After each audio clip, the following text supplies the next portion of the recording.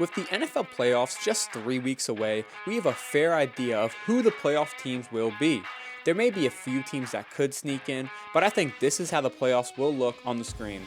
Sorry if your team isn't in the picture, and I could be wrong, but I highly doubt it. With playoffs in mind, I think it's only fair to talk about the team that I believe is the scariest team come playoff time. The team that nobody wants to play, and a team you want to avoid at all costs. But you can't. The San Francisco 49ers, a franchise that has a rich and decorated history with 5 Super Bowl victories and 7 total appearances, which ranks top 5 out of all 32 NFL teams. And even though their last Super Bowl victory was in 1994, with the legendary Steve Young and Jerry Rice still gracing the field with their presence, but since then, they have yet to bring another Super Bowl home, and as of recent years, they couldn't have been much closer. I mean, last year they suffered devastating 20-17 loss to the Super Bowl champion Rams and lost in the Super Bowl to the Chiefs 31-20 in 2020. And in 2012 they lost to the Ravens 31-34 in one of the most exciting Super Bowls in the entire 2000s. But enough of the past, it's time to talk about the present, the now, because the 49ers have something special going on this year, a team that is built for a championship run.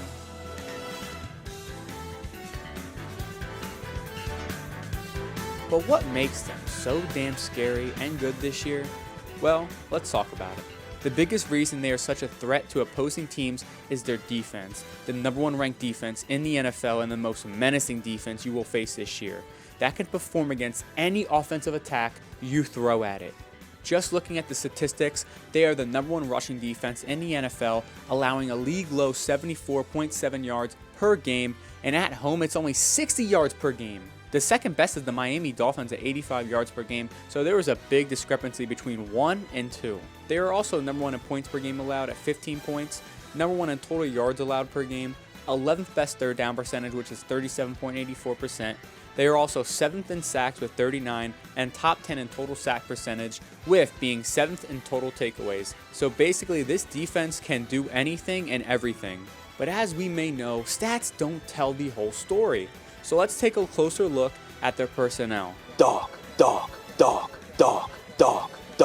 I mean, just looking at their depth chart, they have an all-pro caliber player at every single level of the defense. I mean, let's start with the front 7. Defensive Player of the Year candidate Nick Bosa leads the league in sacks and is overall top 3 defensive player this year.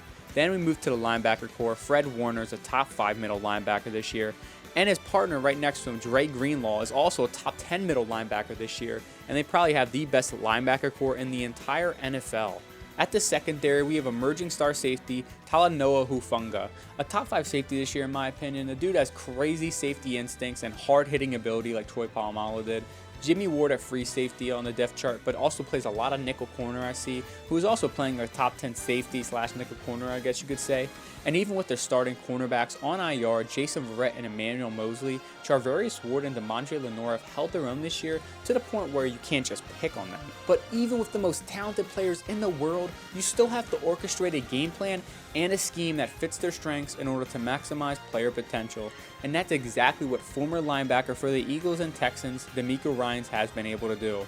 He originally started out as a linebackers coach when Fred Warner was in his rookie year with the Niners and has developed him into a star. And now this is his 2nd year as defensive coordinator, and he has been able to transform his defense back to its elite level, reminiscent of the years with Patrick Willis, Aldon Smith, and Navarro Bowman. In this clip here, we have a nickel package. 4 linemen, 2 linebackers, and 5 guys in the secondary, and 1 safety we can't see at the moment.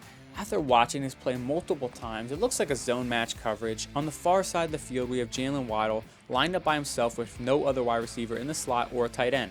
The cornerback strictly plays man coverage on the whole play, and you can tell that just by the fact that the cornerback never looks towards the QB, he just locks on Waddle the whole time. Dre Greenlaw also locks onto the running back and reads him the entire play, not looking at the quarterback whatsoever. Fred Warner, the middle linebacker, on the other hand, if you watch him, he has his eyes on Trent Sherfield and Tyreek Hill and also watches the QB. And as soon as Trent Sherfield breaks into the middle of the field, Fred Warner flips hips and takes him down the field. And Jimmy Ward, who's playing right next to Warner, watches the QB because he is most likely taking the hook zone at the sticks or whoever runs into that direction that he plays the zone in. And the safeties in the backfield are most likely running a shell coverage to stop any deep plays, a too high coverage you could say. Nick Bosa also creates some pressure after a nice little spin move, and Tua throws to Sherfield, but Fred Warner is there to make an insane play on the ball. And if you look at this play, not many linebackers are able to make this play. It's super athletic to jump up and tip the ball, but to flip hips and stay with an opposing team slot receiver. Here we have the Dolphins on another third down. 49ers in a nickel package again, and this is straight up a cover one linebacker blitz. But the 49ers defensive line run a stunt up front with Nick Bosa, and the Dolphins do not pick it up at all because look at the much people you have on the line of scrimmage. You have about 6 guys there, and the cornerback could blitz as well. And Nick Bosa just gets in and sacks Tua. And this is just a great play. As you see, no one is really wide open, and the fact that Nick Bosa got in so fast is just a great call by D'Amico Ryans to run a stunt up front with that many guys on the line of scrimmage. It stresses the offensive line out. Here we have the Bucs, and this is most likely their best performance of the year, the defensive side of the ball. They held the Bucs to only 7 total points. Here we have another nickel 4-2-5 formation, and judging by how the defense moves, it's a cover 2. And if you watch this play multiple times, you'll see that Brady looks everywhere and doesn't seem confident enough to throw this ball to anyone to get the first down. The 49ers have all the short, flat routes covered, and the 49ers create some pressure on Brady as he is forced to move up in the pocket and makes a huge mistake as he overthrows the ball to Mike Evans, I believe, that leads to an interception by Deshaun Gibson. In terms of the 49ers base look, they run a 4-3, and it is shown in this clip here how they can diversify it with the talent they have. This time the 49ers 4-3 over, and judging by how the cornerbacks watching DK and Lockett the whole play, I'm saying it's a man coverage look, but the real point of this play is showing how disciplined the linebackers are. The Sam linebacker, Azeez Al-Shahir, blew this running back screen up right away and gave the Seahawks no chance at it. At the end of the day, they are a very smart and coordinated unit with so much talent. They swarm the plays and make tackles as a unit.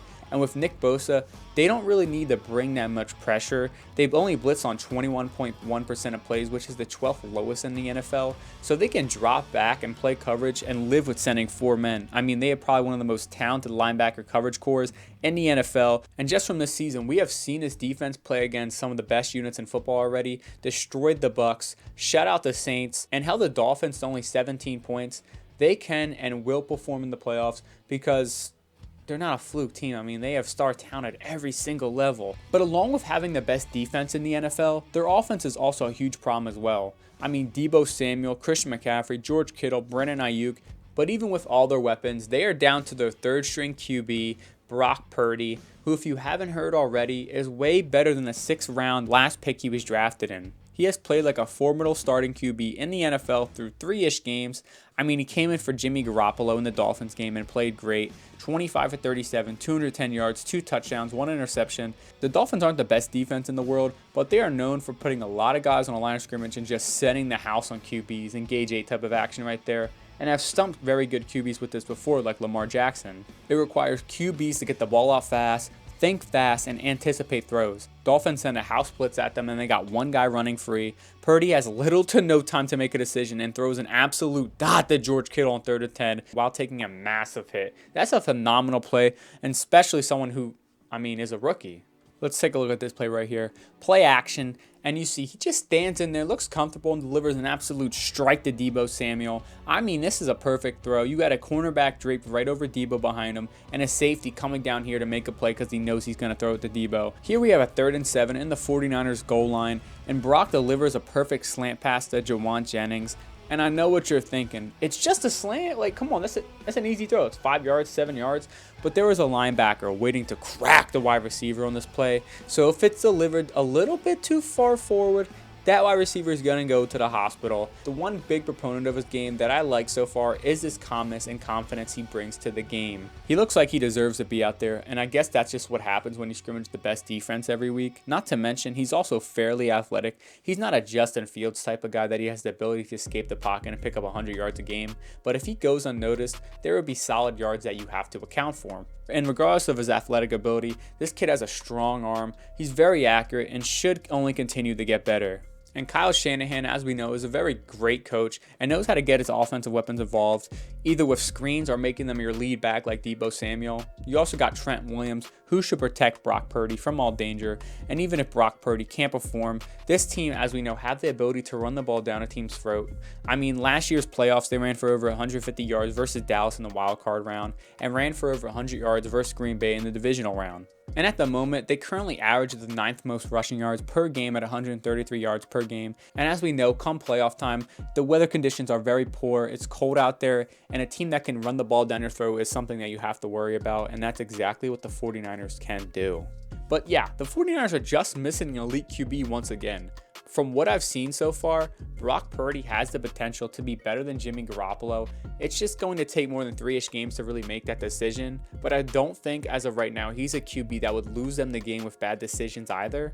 So look out, NFC, because the 49ers are a scary good team, and I don't think they plan on going home early. Sports nerd Marty, till next time.